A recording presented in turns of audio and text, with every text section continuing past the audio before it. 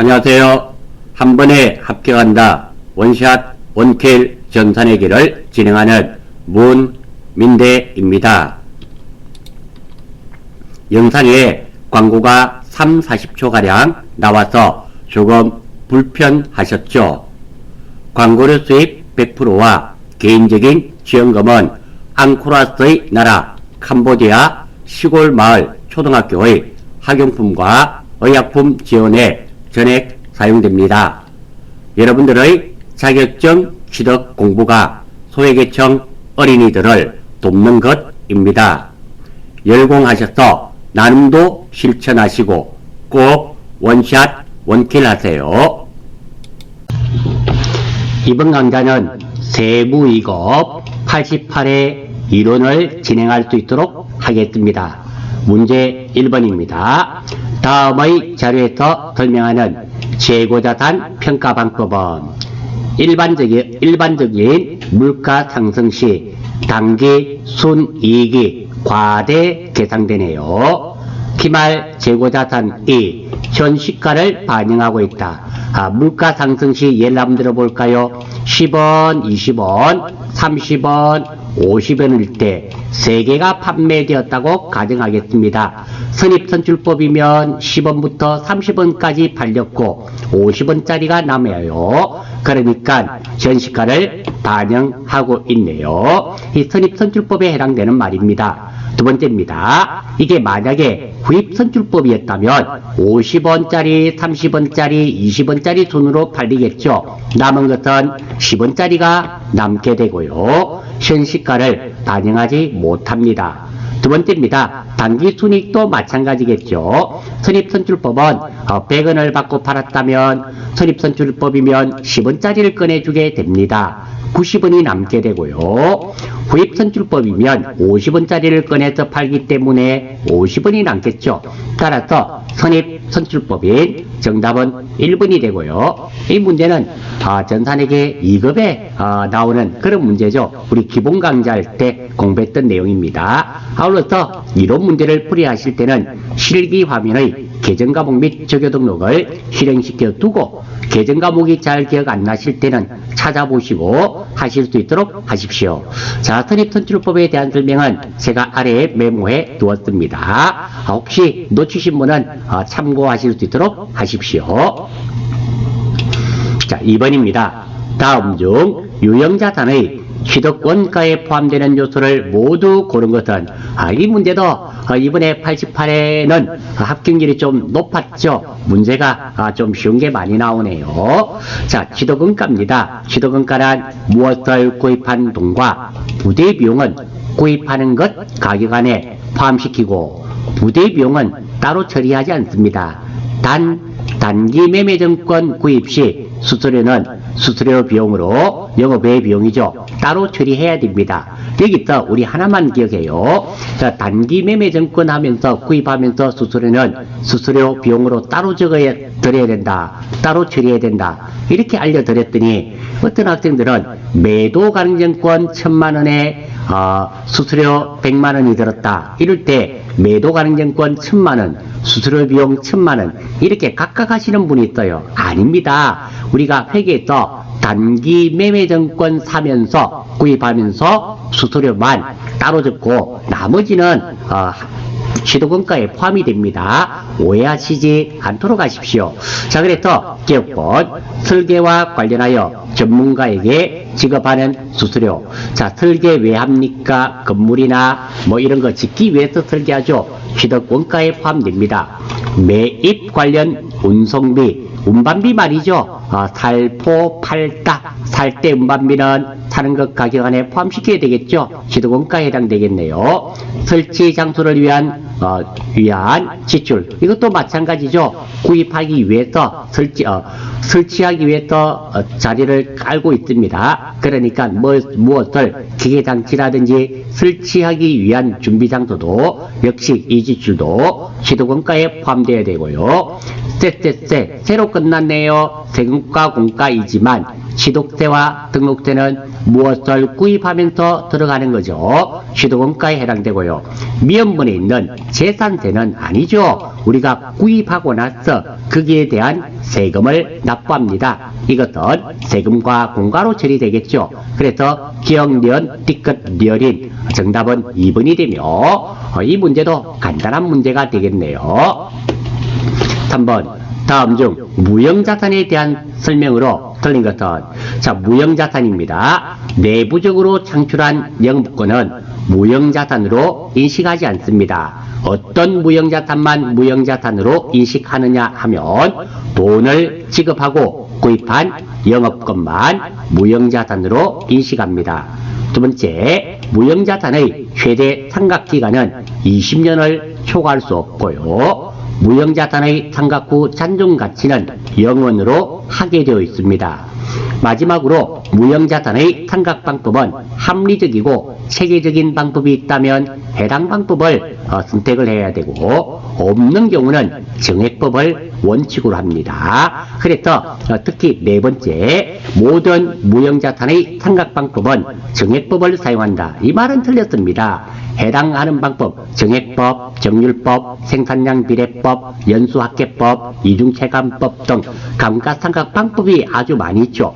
그 중에서 합리적인 방법이 있다면 그 방법을 채택하고 그런 게 없다면 정액법을 하는 것을 원칙으로 한다. 이런 말이 됩니다. 틀린 것 찾는 거네요. 기업회계 기준에 뜨는 사업 결합 등 외부에서 취득한 영업권만 인정하고 내부에서 창출한 영업권은 인정하지 않는다. 아마 이거 보셨을 겁니다. 제가 아래쪽에 있는 것들은 우리가 기본 강좌, 지금 이 내용은 전산회계 2급 기본 강좌 하면서 했던 내용들입니다. 혹시 놓치신 분은 참고하십사고 제가 적어두었어요. 무형자산은 인식 기준을 충족하지 못하면 그 지출은 발생한 기간의 비용으로 처리한다. 이 부분도 맞는 말이네요. 3번 무형자산을 개별적으로 취득한 경우에는 매입 가격에 매입 부대 비용을 가산한 금액을 실업원가로 한다. 당연한 말이죠. 무엇을 구입한 경우에는 부대 비용도 가산하게 되어 있습니다. 무형자산의 합리적인 상각방법을 정할 수 없는 경우에는 이럴 경우에는 무엇을 한다더라? 정액법이죠. 정률법이 아니라 정액법입니다. 그래서 정답은 4번이 되겠네요. 4번 다음 중 유가증권에 대한 설명으로 틀린 것은 자 일단 우리 유가증권에 대해서 살펴보겠습니다. 유가증권 단기매매증권, 매도가능증권, 만기보유증권으로 나뉘어지죠. 단기매매증권은 시세차익을 목적으로 매수와 매도가 적극적이고 빈번하게 일어나는 주식입니다.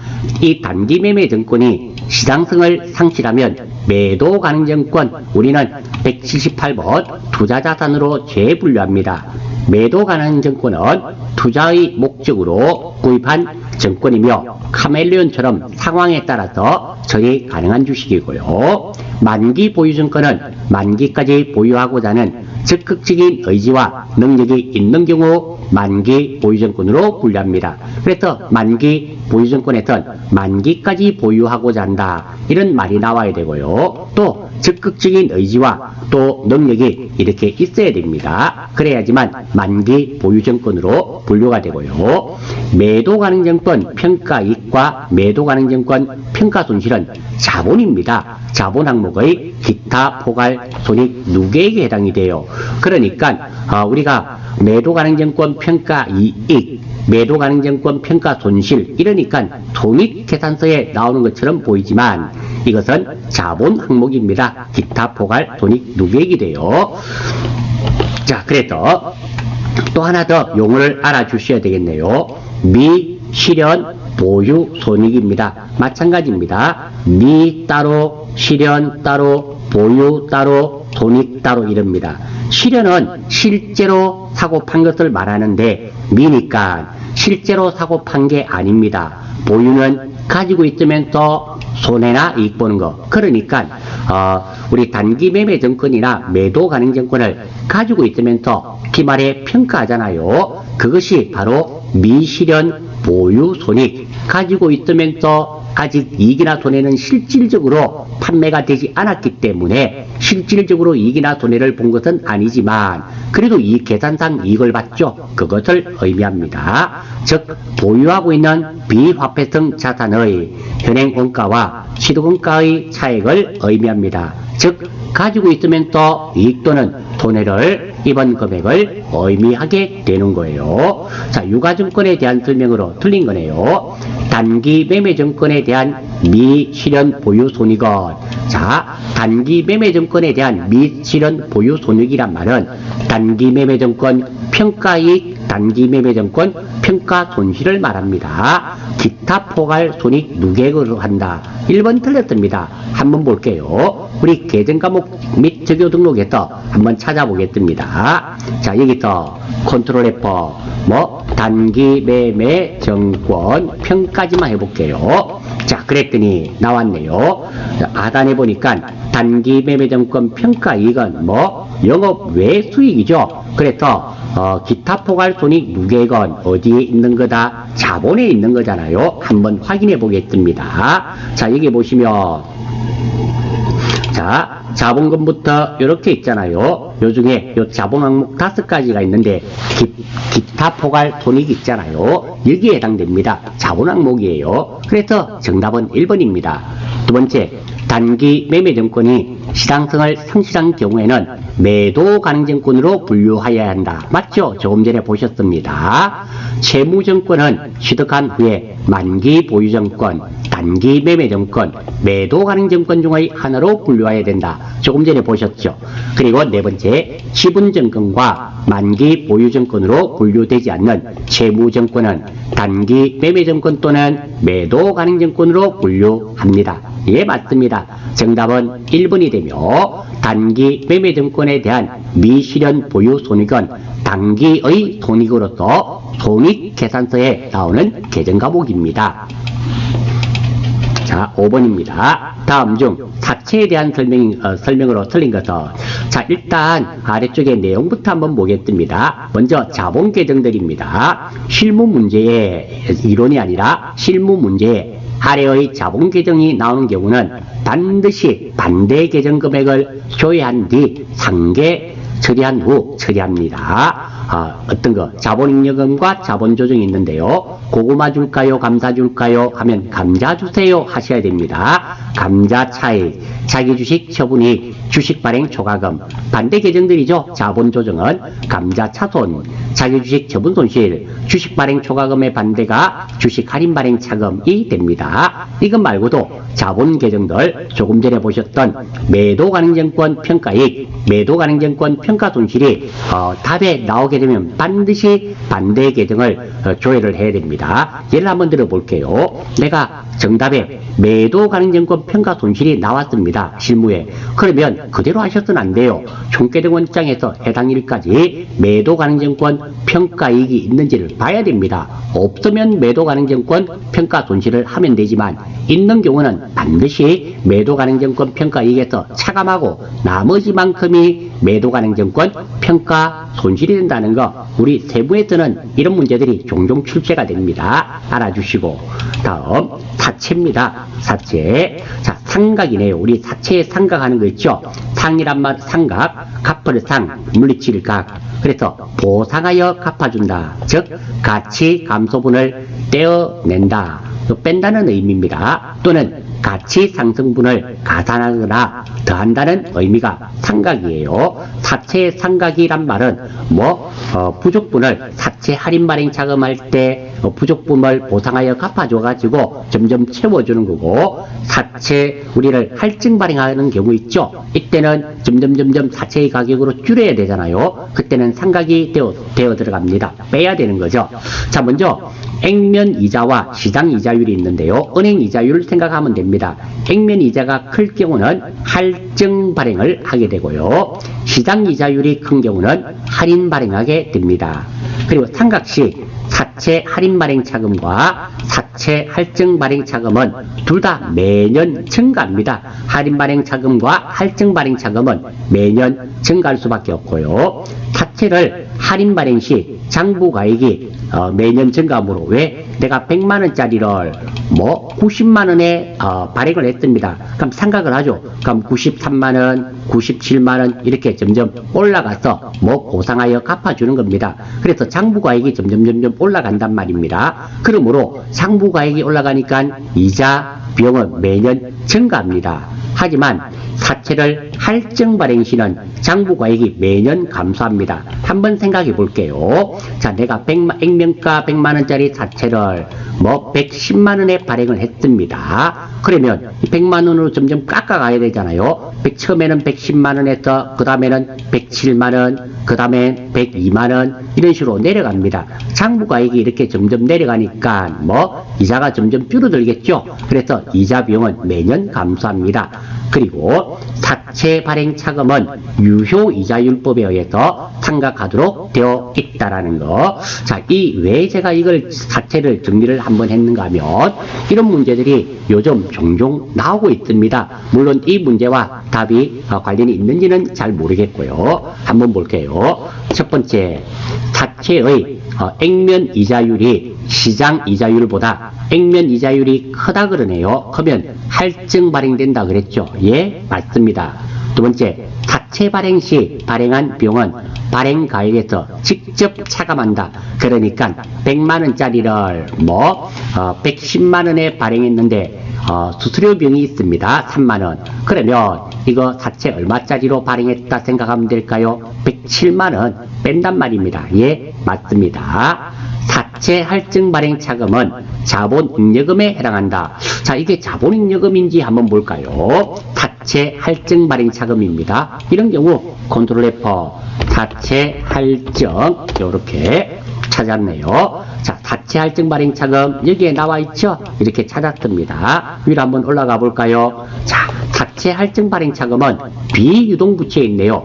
저도 이건 뭐 다 외울 수는 없습니다. 이렇게 충분히 찾을 수 있습니다. 이 문제는 잘 모른다 하더라도 3번이 틀렸다는 거 알 수 있습니다. 자본잉여금이 아니라 뭐 비유동부채에 해당되었죠. 그래서 정답은 3번이 되고요. 4번, 사채 할인 발행 시 유효이자율법 적용 시 기간이 경과함에 따라 사채의 장부가액은 증가한다. 자, 한번 봐요. 사채를 할인 발행했습니다. 그러면 뭐 100만 원짜리를 얼마에 80만 원에 발행했다고 가정을 한번 해볼게요. 자, 그러면 사채 장부가액은 증가한다. 상각이 되어 들어가잖아요. 상각이란 말은 보상하여 갚아준다 이런 의미였지 않습니까? 그러니까 80만 원이 얼마로 100만 원으로 매년 이렇게 증가됩니다. 그러니까 시간이 경과함에 따라서 기간이 경과함에 따라서 장부가액은 80에서 85, 87 뭐 이렇게 쭉쭉 올라가겠죠. 예, 맞는 말이 됩니다. 그래서 정답은 3번입니다. 그래서 요즘은 사채에 대한 문제가 자주 출제가 되고 있네요. 그래서 이 내용 사실 사채 상각하는 방법까지 다 알아주시면 좋겠지만 이 내용 정도는 좀 익혀주시기를 바라며 무작정 외우지 마시고요. 이 내용을 이해를 하면서 보시면 좀 더 외우지 않더라도 충분히 기억하실 수 있다 이래 생각이 됩니다. 6번, 공장에서 설치하여 사용하던 기계가 고장나서 처분하려고 한다. 기계 장치를 처분하려고 하는 값입니다. 시도금가는 200만원, 고장 시점까지 감가상각 누계액은 150만원이다. 그러면 우리 장부가액이 얼마인가 한번 보겠어요. 시도금가 200에서 감가상각 누계액이 150, 장부가액은 그러면 50만원이 되겠네요. 동기계를 바로 처분하는 경우 60만원의 처분이 가능하며 그리고 10만원의 수리비를 들여 수리하는 경우 80만원에 처분할 수 있다. 이때 매몰 원가는 얼마노? 자, 우리가 기회비용과 매몰 원가에 대해서 먼저 살펴보고 문제를 풀 수 있도록 하겠습니다. 기회비용이란 선택할 수 있는 대안들 중 어느 하나를 선택함으로써 다른 대안들을 선택하지 못하게 되는데 이때 선택하지 못하게 된 최대 비용이 기회비용이며 기회비용은 의사결정에 고려가 되어야 하는 원가입니다.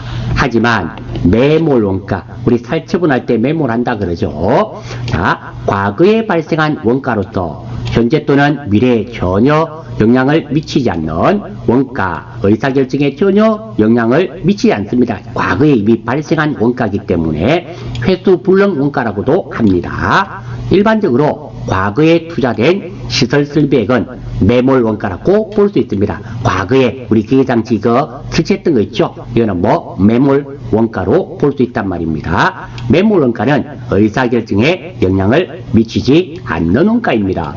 지금 장부가액이 50만 원입니다. 뭐 어떻게 하더라도 매몰 원가를 물어봤네요. 이 매몰 원가는 뭐 10만 원 추가하고 이런 게 전혀 필요가 없단 말입니다. 이미 과거에 발생한 원가입니다. 그래서 뭐 과거에 투자된 시설 설비액은 매물 원가입니다. 과거에 시설 설비액이 얼마였습니까? 200만 원인데 감가상각 누계액이 150만 원, 장부가액이 얼마다? 50만 원.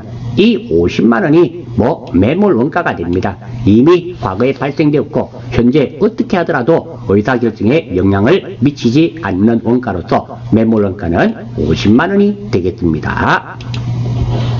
7번 다음의 원가 특성에 대한 설명으로 틀린 것 찾는 거네요. 자, 전기료, 수도료 등 사용하지 않는 경우에도 기본요금을 부담해야 하고 또한 사용량에 비례하여 증가하는 종량요금은 증가한다. 이래 되네요.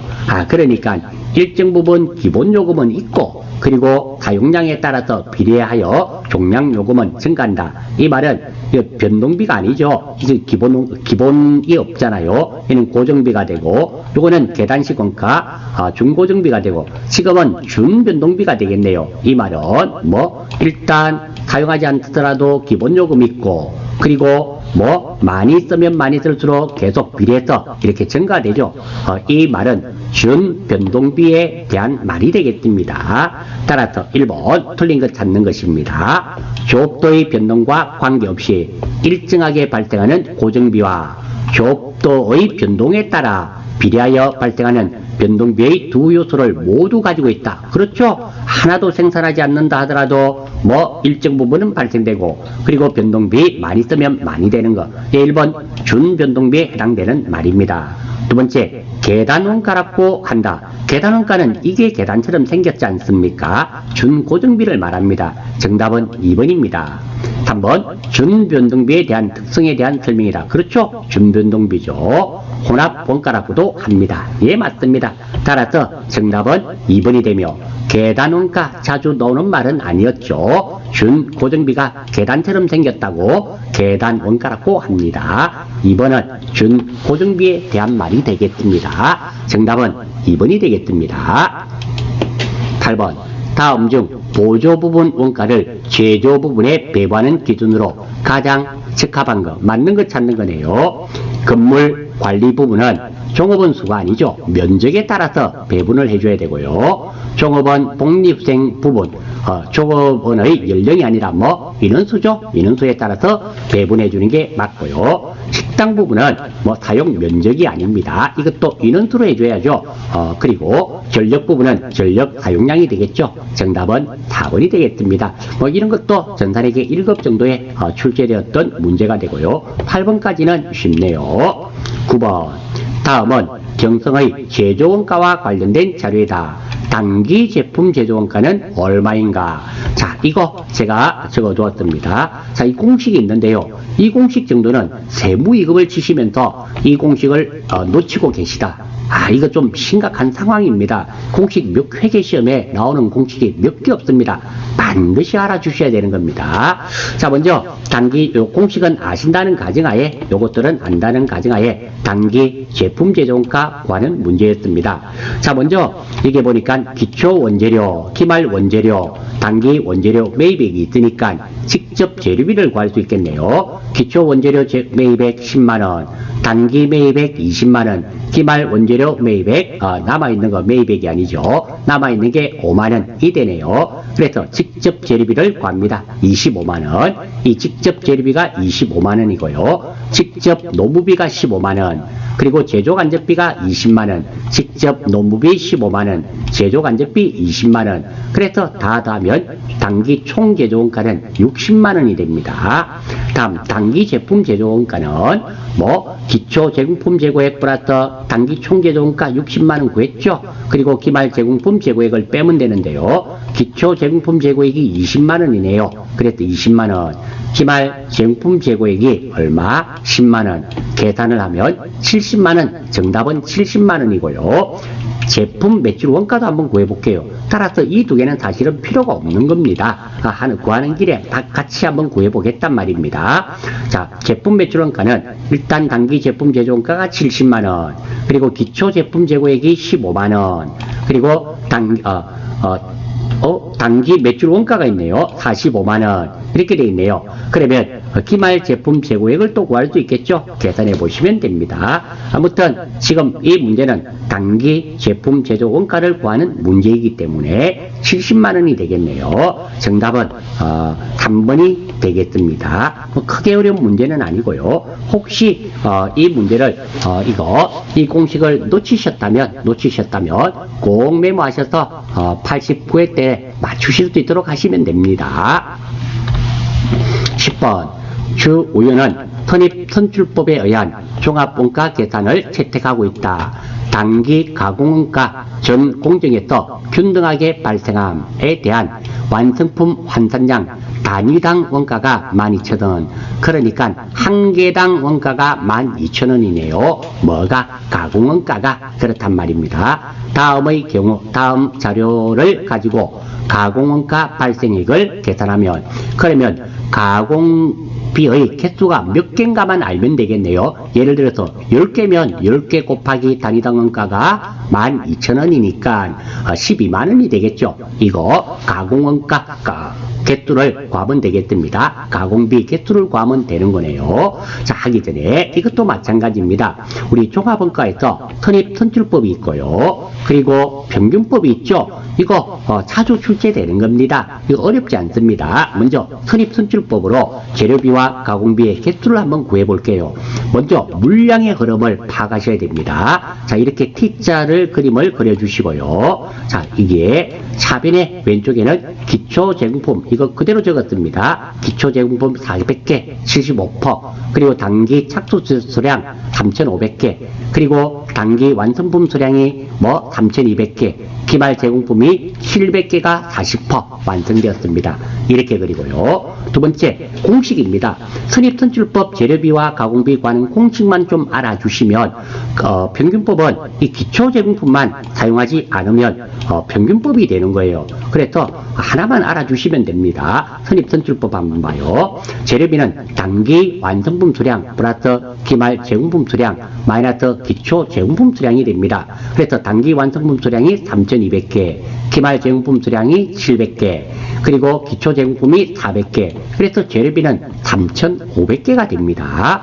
그리고 가공비입니다. 가공비도 비슷하죠. 단기 완성품 수량 3,200개, 기말 제공품 수량인데 이게는 가공비니까 갈고 닦고 쪼고 아닙니까? 가공 완성도가 들어갑니다. 그래서 700개 곱하기 몇 퍼? 40%가 되고요. 빼기 기초 제공품을 빼게 됩니다. 400개 곱하기 완성도가 몇 퍼? 75%. 계산을 해보시면 3,180개가 되는 거예요.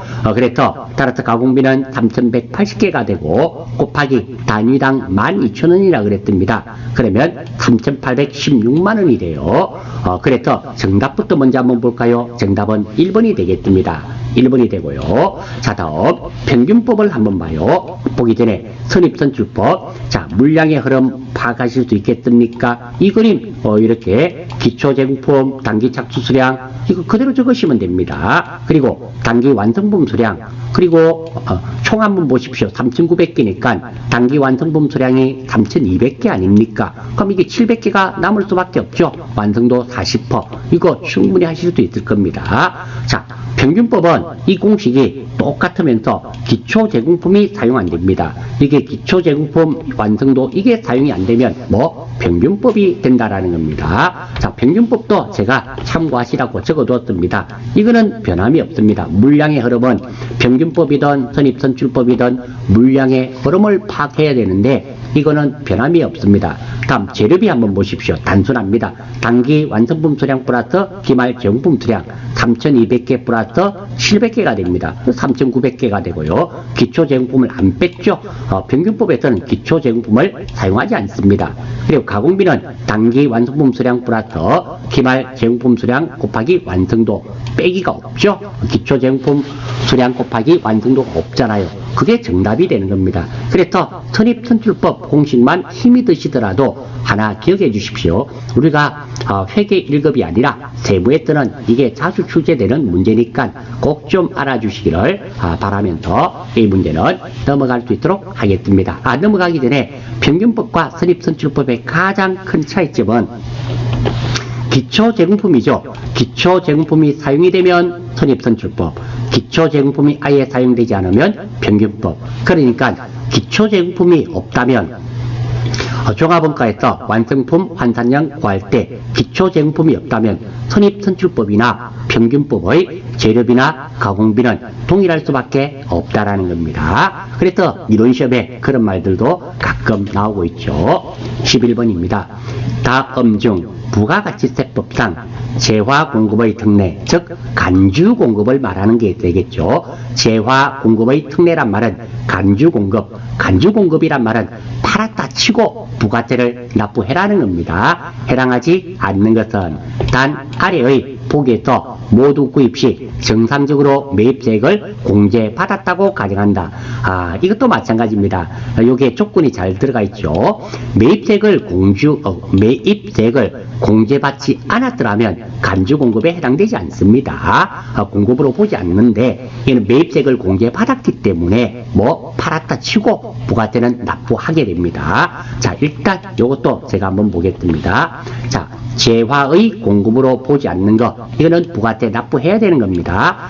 납부하지 않는 겁니다. 죄송합니다. 재화의 공급으로 보지 않단 말은 팔링으로 안 보겠단 말입니다. 이런 것은 담보의 제공, 사업의 포괄량도, 조세 물납, 상품권의 공급, 전답의 임대, 그리고 민사집행법, 국세징수법에 의한 강제 공매 또는 경매 물건, 이런 것들은 재화의 공급으로 보지 않습니다. 다만 담보의 제공, 우리가 돈을 빌릴 때 아파트 담보대출하는 것처럼 담보로 제공된 것은 팔린 거로 보지 않겠단 말입니다. 하지만 담보된 물건을 양도 팔았단 말입니다. 판 경우는 재화의 공급으로 봅니다. 그리고 사업의 포괄 양도란 말은 사업장 전체를 넘겨버리는 거, 이거는 재화의 공급으로 보지 않지만 내가 여러 가지의 사업을 하고 있는데 요 중에 또 일부를 판 겁니다. 사업의 일부 양도는 재화의 공급으로 본다는 거, 요 말 알아주셔야 되고요. 다음 두 번째입니다. 사업자가 실비 변상적이거나 복리후생적인 목적으로 그 사용인에게 대가를 받지 않거나 시가보다 낮은 대가로 받고 공급하는 것으로서 아래의 경우는 재화의 공급으로 보지 않는다. 즉 이것들은 팔린 거로 보지 않는단 말입니다. 공급 특례가 아니란 말이에요. 간주 공급으로 안 봅니다. 어떤 거? 작업복, 작업모, 작업화, 이런 것들 지급한 거 재화의 공급으로 보지 않습니다. 직장 체육, 직장 연애와 관련된 재화, 그리고 1인당 연간 10만원 이내의 경조사와 관련된 재화, 이런 것들은 재화의 공급으로 보지 않습니다. 그러니까 부가세 내지 않는단 말이죠. 그리고 자, 간주공급에 해당되는 겁니다. 간주공급, 팔았다 치고 실제로 파는 것은 아니죠. 팔았다 치고 부가세를 납부해야 되는 겁니다. 특징입니다. 자, 간주공급인 경우는 세금 계산서 교부 의무가 없습니다. 그러니까 간주공급일 때는 건별로 처리해야 되고, 과세는 시가과세입니다. 원가가 5만원, 그리고 시가가 8만원인 경우는 8만원에 8천원 부가세를 납부해야 된다. 이런 의미가 됩니다. 최초 매입 시 매입세액을 공제받았던 제야만 간주공급 대상입니다. 그래서 앞부분 한번 볼까요? 문제 나왔었잖아요. 구입 시 정상적으로 매입세액을 공제받았다고 가정한다라는 겁니다. 여기에 해당이 되고요. 자가공급, 면세 사업의 전용. 그러니까 우리가 부가세 매입세액 공제받았던 이 재화를 우리 회사에서 사용했습니다. 이런 거, 우리 회사에서 사용했는데 그 사용된 게 면세 사업에 사용됐습니다. 경영 사업자가 과세 물품을 면세 사업에 사용한 경우는 면세는 매입세 공제 안 되잖아요. 그러니까 자가 공급으로 보고, 그리고 부가세는 납부해야 됩니다. 그리고 비영업용 소형 승용차죠. 불공사유에 해당되는 거에 사용됐던 거 부가세 납부해야 됩니다.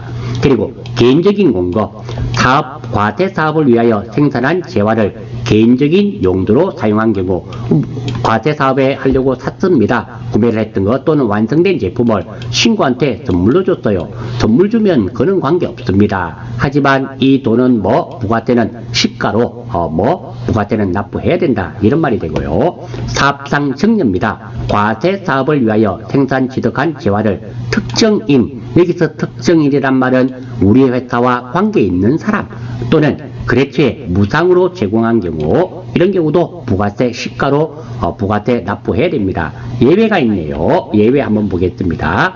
자, 거래처에 경품품으로 제공한 것은 재화의 공급으로 보지 않습니다. 즉 부가세 내는 게 아니란 말입니다. 불특정 다수인에게 광고 선전물로 배포하는 경우, 이것도 광고 선전의 목적인 경우에는 공급으로 보지 않는다, 부가세 안 낸단 말입니다. 이재민 구호 물품 기부, 재화의 공급으로 보지 않습니다. 그리고 폐업 시 잔존 재화는 폐업 이래 본인에게 판 것으로 본다, 부가세 납부해야 된단 말입니다.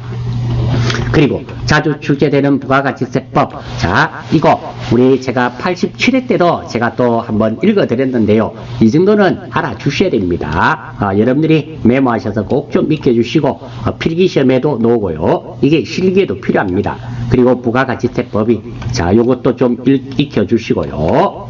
그리고 이거 부가가치세법3, 혹시 이 중에서 놓친 게 있으시다면, 부가가치세법 4까지 있네요. 이것들 놓친 게 있으시다면 화면을 정지하신 다음 메모하셔서 반드시 익혀 주셔야 됩니다. 왜? 자주 출제되는 부가가치세법 아닙니까? 꼭 좀 익혀 주시기를 바라고, 제가 읽지는 않겠습니다. 혹시 읽는 것까지 참고하시려면 87회 때 87회 문제풀이 하면서 이 내용을 한번 설명을 개괄적으로 드린 적이 있는 것 같습니다. 87회 이론을 참고해 주시면 좋고요.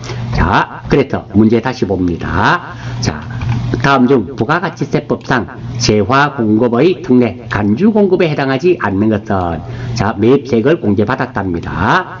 자기의 과세 사업을 위하여 구입한 재화를 자기의 면세 사업에 사용하는 경우 자가 공급이죠. 이거 부가세 납부해야 됩니다. 간주 공급에 해당돼요. 직접 제조한 과세 재화 1인당 연간 10만원 이내를 지원 생일 선물로 제공하는 경우, 이는 재화의 공급으로 보지 않는다 그랬죠. 그래서 정답은 2번입니다. 과세 사업자가 사업을 폐업할 때 잔존하는 재화, 폐업 이래 내가 내한테 판 거로 보고 부가세 납부해야 된다 그랬습니다. 특정 거래처에 선물로 직접 제조한 과세 재화를 제공하는 경우, 자, 여기서 거래처에 선물로 주는 거 있죠. 특정 거래처 아닙니까? 이것도 간주 공급에 해당됩니다. 그래서 정답은 2번이 되겠네요. 자, 간주 공급도 꼭 좀 알아주셔야 되는 거고요. 12번. 다음 중 부가가치세법상 영세율 적용 대상이 아닌 것은, 자, 영세율 하면 여러분들이 기억나시는 단어, 우리 실무에 나오잖아요. 신용장, 구매 확인서. 즉 다시 말해서 우리 외국에 수출하는 재화나 용역에 대해서는 우리 소비주국 과세 원칙에 해당되죠. 그래서 수출하는 재화나 용역은 영세율이 적용됩니다. 그거 아닌 것 찾는 거예요. 자, 영세율 적용 대상 한번 보겠습니다. 수출하는 재화가 되겠죠. 물론 용역도 됩니다. 본래 수출, 본래의 수출 재화에 포함되는 것, 내국 물품의 외국 반출, 대외 무역 방식에 의한 수출, 이거 영세율입니다. 그리고 국외에서 제공하는 용역, 이것도 영세율입니다. 선박 또는 항공기에 의한 외국 항행 용역, 그리고 기타 외화 획득 재화 용역, 그리고 조세 특례법 제한법상 영세율 적용 대상 거래, 요거는 여러분들이 한번 읽어봐 주시면 좋겠습니다. 아무튼 이 문제에서는 영세율 적용 대상이 아닌 것, 외국에 수출하는 재화나 용역이 아닌 것이 있단 말입니다. 첫 번째, 사업자가 국내 내국 신용장 또는 구매 확인서에 의해서 공급하는 수출용 재화. 그렇죠? 신용장, 구매 확인서, 수출용 재화. 이거 영세율 정확하게 맞습니다. 2번 수출 사업자와 직접 도급 계약에 의한 수출 재화 임가국 용역. 자, 용역도 해당이 된다 그랬죠. 예, 수출업자와 직접 도급 계약에 의한 수출 재화 임가공 용역. 예, 2번도 영세율에 해당되네요. 그리고 외국에서 공급하는 용역. 조금 전에 나왔었죠. 외국국에서 제공하는 용역. 이것도 역시 영세율입니다. 정답은 4번밖에 안 되겠네요. 한번 볼까요? 수출업자가 타인의 계산으로 대행 위탁 수출을 하고 받은 수출 대행 수수료. 자, 이거 한번 보십시오. A라는 사람이, A라는 업체가 수출 대행 업체입니다. 그래서 B로부터 물건을 대신 수출해주고요. 이렇게 해주고, 그리고 B로부터 돈을 받았습니다. 이거 수출 대행 수수료 받았죠. 이 거래 관계를 보십시오. 다시 한번 더 볼까요? A라는 수출 대행 업체가 있고요. B라는 업체로부터 물건을 받아서, 제품을 받아서 대신 이렇게 팔아주고, 그리고 B로부터 수수료를 받게 돼요. 이 거래는 어때요? 이 수수료는 국내에서 발생하잖아요. 국내에서 발생하기 때문에 영세율이 적용되는 것이 아니라 10%의 세금 계산서를 교부해야 됩니다. 그래서 정답은 4번. 즉, 다시 말씀드렸어. 1, 2, 3번은, 1번, 2번, 3번은 다들 수출하는 재화와 용역입니다. 하지만 4번 거래는 국내에서 발생된 거래가 되네요. 그래서 10% 부가세 교부돼야 됩니다. 세금 계산서. 그래서 정답은 4번이 되겠습니다. 자, 13번. 다음 중 부가가치세법상 납부세 계산 시 공제대상 매입세액에 해당하는 것은, 그러니까 보기 4개 중에서 매입세액이 공제되는 것은, 즉 다시 말해서 불공사유가 아닌 것은, 이런 문제가 되네요. 1번부터 13번까지는 비교적 평범하면서 쉬운 문제들로 구성되어 있습니다. 매입세액 불공제 사유입니다. 이게 안 되면 우리 실무가 안 되잖아요. 아마 아시리라 생각되고, 첫 번째 토지 구입에 따른 부대 매입세, 기부금, 접대비, KTX 항공권, 택시요금 매입세, 승용차 구입과 임차 및 유지에 관한 매입세. 다만 1000cc 미만 승용차는 매입세 공제가 됩니다. 승용차의 범위는 8인승 이하의 일반 승용차, 그리고 지프형 승용차, 125cc 초과 이륜 자동차, 오토바이 말합니다. 캠핑용 자동차, 그리고 개인적인 용도의 구입 매입세, 사업과 직접 관련이 없는 지출 매입세, 면세 사업 등에 관련된 매입세, 사업자 등록을 신청하기 전의 매입세. 자, 사업자 등록을 신청하기 전의 매입세인데요. 이것도 사업자 등록증은 사업 개시일로부터 20일 이내에 하게 되어 있습니다. 그러니까 사업자 등록을 신청하기 전이라도 하더라도 20일까지는 해줘요. 오늘 예를 들어서 오늘이 20일이라 쳐요. 그러면 1일부터 20일까지는 해주겠단 말입니다. 왜? 사업자 등록증은 사업 개시일로부터 20일 이내에 하게 돼 있기 때문에 20일까지는 해주고, 한 달 전에, 2달 전에 매입했던 매입세액은 매입세 공제해주지 않겠다, 이런 말입니다. 그런 게 아닌 게 하나 있단 말이네요. 첫 번째, 대표자의 개인적인 구입과 관련된 부가가치세액 매입세, 이 불공에 해당되죠. 개인적인 매입세액이죠. 두 번째, 공장 부지 및 택지의 조성 등에 관련된 부가가치세 매입세액, 1번에 해당되죠. 토지 구입에 따른 부대 매입세액이 됩니다. 2번도 불공사유에 해당되네요. 3번, 렌트카 영업의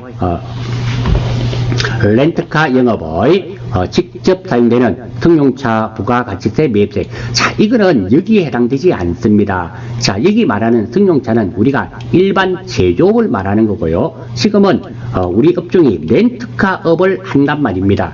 렌트카업에서 승용차는 그 자체가 우리가 어떻게 보면 원재료나 이런 게 될 수 있잖아요. 그래서 이때 승용차 부가가치세는 매입세 공제가 됩니다. 그래서 정답은 3번이 되고요. 4번, 그렇죠. 체육대회 증정용 화재 물품의 부가가치세 매입세, 이거 접대비에 관련된 거잖아요. 그래서 불공사유에 해당되네요. 정답은 3번이 되겠습니다. 14번. 자, 14번은 문제하기 전에, 이게 좀 어려운 겁니다. 이게 제가 볼 때 세무 2급에 왜 이런 문제가 나왔는지 뭐 알 수는 없네요. 앞에서 1번부터 13번까지가 그만하고 쉬운 문제들로 구성되어서 어려운 문제 낸다고 왜 난이도 조절을 해야 되잖아요. 그래서 내 문제 같습니다. 한번 볼게요. 자, 다음 중 소득세법상 배당 소득 중 그로스업 적용 대상이 아닌 것은, 자, 일단 그로스업이 무엇인가 한번 보겠습니다. 자, 그로스업 제도는 동일한 소득에 대하여 이중과세를 방지하기 위해서 존재하는 제도입니다. 자, 그러니까 이런 말이 되겠죠. 혹시 뭐 이거에 가장 이해가 잘 된 게 혹시 종교인 과세라고 들어보셨습니까? 왜 우리 교회에 있는 목사님이나 스님들, 그리고 신부님들, 이런 분들 세금 내야 된다 말아야 된다, 뭐 내는 게 맞다 안 맞다 저는 말씀은 못 드리겠는데요. 맞다 안 맞다, 이게 왜 분란의 소지가 발생되는가 하면 한번 보겠습니다. 자, 이분들은 종교인들에게 무엇입니까? 우리 헌금이라 그럽니까? 헌금 아니면 시주 이런 거를 받잖아요.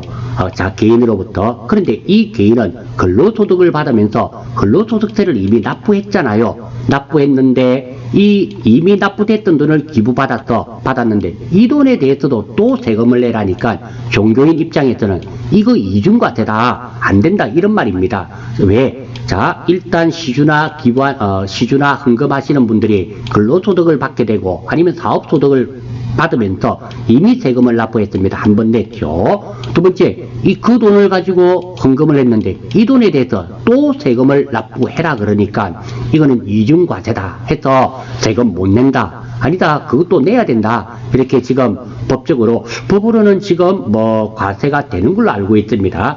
이중과세 문제가 되는 거, 이게 바로 뭐 그로스업에 해당이 될 수 있다라는 겁니다. 아마 다시 한번 더, 그로스업 제도는 동일한 소득에 대하여 이중과세를 방지하기 위해서 존재하는 제도입니다. 이 제도가 있기 때문에 그로스업 제도에 의해서 나는 못 내겠다, 우리 종교에는 안 내도 된다, 이런 말을 하고요. 아니다, 우리 국세청에는 소득이 있는 곳에 세금이 있어야 된다, 그것도 소득이다, 이중과세 그런 거 다 필요 없다, 세금 내라, 이렇게 조금 분란이 약간씩은 있고 내시는 분도 있고 안 내시는 분도 있고 뭐 그런 걸로 알고 있습니다. 제가 내야 된다 말아야 된다, 저는 이 자리에서 말씀을 솔직히 못 드리겠습니다. 제가 드리고 싶은 말은 그로스업 제도는 그걸 보시면 충분히 이해하실 수가 있을 겁니다. 자, 다음입니다. 자, 배당소득의 이중과세 조정, 그로스업을 말합니다. 배당소득은 법인 단계에서 과세된 소득이 종합소득의 배당소득으로 합산되므로 이중과세됩니다. 방금 이 말이잖아요. 자, 배당을 법인이 있습니다. 우리 사업체가 있고요. 사업을 쭉 해서 당기순이익이 있겠죠. 이거 있는데요. 이 당기순이익은 이미 세금을 납부한 돈입니다. 이 이익을 가지고 배당을 주는 거예요. 그래, 배당을 받았습니다. 이 배당 받았다고 또 세금을 납부한다라는 거예요. 그러면 이 이익을 받던 거에서 이미 세금이 한 번 납부됐고, 두 번째, 배당을 받은 거에 대해서 또 세금을 내고, 똑같은 돈에 대해서 세금이 몇 번 납부된다? 두 번 이중과세 된단 말입니다. 요 말이에요. 그 말이, 배당소득은 법인 단계에서 과세된 소득이, 그러니까 법인 단계에서 돈 벌었을 때 과세됐고, 종합소득의 배당소득으로 합산되므로 종합소득에 배당 주면서 또 뭐 합산돼서 세금을 납부하게 되죠. 이중과세 됩니다. 그러나 법인 단계에서 과세된 세금을 그러므로 법인 단계에서 과세된 세금을 차감해 주는 것들, 그러니까 이렇게 배당소득에 대해서 과세가 됐는데요, 이미 이 세금은 법인세 납부하면서 했죠. 이거를 뭐 차감해 주는 겁니다. 그래서 귀속법인세 제도라고 합니다. 배당소득이 전부 이중과세 조정 대상이 되는 것이 아니라 배당소득 금액 중 2천만 원을 초과하여 합산 과세분만 그로스업 제도를 통하여 이중과세 조정이 됩니다. 자, 왜 2천만 원이 될까요? 2천만 원까지는 우리 종합소득 안 되죠. 그래서 2천만 원까지입니다. 이자소득, 배당소득 합해서 2천만 원까지는 우리가 분리과세 되잖아요. 그래서 그렇습니다. 그거 알아주시면 되겠네요. 아무튼 이 그로스업 제도 이해가 되시는지 잘 모르겠습니다. 그러니까 아주 간단하게 생각하면 자, 사업을 해서 이익을 받습니다. 이거 법인세 납부했습니다. 이걸 또 배당을 줍니다. 배당받은 사람이 또 세금을 납부합니다. 그러면 하나의 돈에 대해서 두 군데서 뭐가 된다? 과세가 됩니다. 이거를 없애주는 겁니다. 이 배당받은 사람이 이때 법인세 납부하면서 했던 이거를 빼주는 겁니다. 빼주는 것이 그로스업 제도라는 거, 이거 알아주시면 되고요. 두 번째로 다 하는 것이 아니라 2천만 원까지는 안 되고 2천만 원을 초과하는 부분에 대해서만 그로스업 제도가 적용된다는 거, 그거 알아주시면 되겠습니다. 자, 한번 보겠습니다. 자, 국내 법인으로부터 받은 배당. 자, 법인세가 이미 납부되었겠죠. 납부되었고, 그리고 배당받았습니다. 이때 납부된 거 빼주는 겁니다. 적용 대상이 맞습니다. 감자, 해산, 합병 분할로 하는 의제 배당. 이것도 마찬가지입니다. 이미 이거 하면서 다 세금 납부했던 거를 배당해 주는 겁니다. 그렇기 때문에 앞부분은 그로서 소득을 빼주는 겁니다. 세 번째, 법인세법에 따라 배당으로 처분된 금액. 이것도 마찬가지 아닙니까? 법인세법에 따라서 이미 세금이 납부되었던 돈을 배당받았습니다. 받았을 때 이중과세가 되니까 법인세 납부할 때 냈던 세금을 빼주는 것은 해당이 됩니다. 4번, 주식 발행 액면 초과를 재원으로 한 의제 배당. 자, 이게 뭐가 될까요? 우리 주식할 때, 주식을 발행할 때, 초과액을 했으니까 주식 발행 초과금이 되겠죠? 주식 발행 액면 초과액은 법인세가 과세되지 않습니다. 자, 배당 소득 중 그로스업이 되려면 일단 법인세를 납부했던 그에 대한 배당이 그로스업에 해당이 됩니다. 그런데 주식 발행 초과금은 법인세가 과세되지 않기 때문에 이를 재원으로 한 의제 배당은 그로스업에 적용이 해당되는 대상이 아니라는 겁니다. 다시 말씀드립니다. 자, 법인 단계에서 과세된 소득이 종합소득의 배당 소득으로 합산되므로 이중과세가 된단 말입니다. 이때 법인 단계에서 과세된 소득을 빼주는 제도가 그로스업 제도라는 거, 이거 아시면 충분히 4번이 정답이라는 거 아실 수가 있습니다.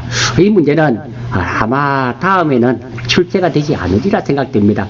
아마 14번은 난이도, 왜 우리 문제가 한 30%는 쉽고 40%는 공부 조금 하면 맞추고 30%는 어려운 문제로 출제를 했는데요. 14번 문제 같은 경우는 아주 어려운 문제로 출제했는데요. 이런 문제는 조금 개인적으로 좋다 나쁘다 말하기는 잘못된 문제는 결코 아닙니다. 그런데 조금 어려운 문제는 사실이래요. 알아주시면 좋고, 이번 기회를 통해서 그로스업 제도라는 거, 이런 제도가 있다는 거 한번 익혀주시면 되겠네요. 15번, 소득세법상 다음 자료에 의한 소득만 있는 거주자 김영빈 2019년 종합소득 금액을 계산하면 얼마인가? 종합소득 금액을 계산하는 문제네요.